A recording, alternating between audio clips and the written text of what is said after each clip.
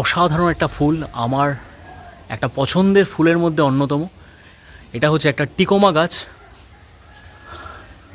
সত্যি মন ভরে যায়। ভালো করে খেয়াল করলে দেখতে পারবে ভেতরটা কিন্তু একটা রাস্তা মতো সুড়ঙ্গের মতো করা আছে।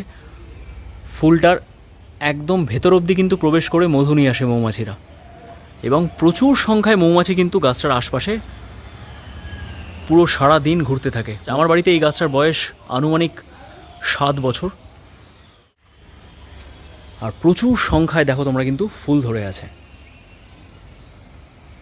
আর এই গাছটা লাগালে অবশ্যই কিন্তু মৌমাছি এবং বিভিন্ন ধরনের প্রজাপতি এবং আরও অনেক অনেক রকমের ইনসেক্ট কিন্তু তোমরা দেখতে পাবে, কারণ কি প্রচুর পরিমাণে মধু হয়, যেগুলো সংগ্রহ করার জন্য কিন্তু সবসময় গাছটার আশেপাশে মৌমাছি এবং অন্যান্য ইনসেক্টরা ঘুরতে থাকে।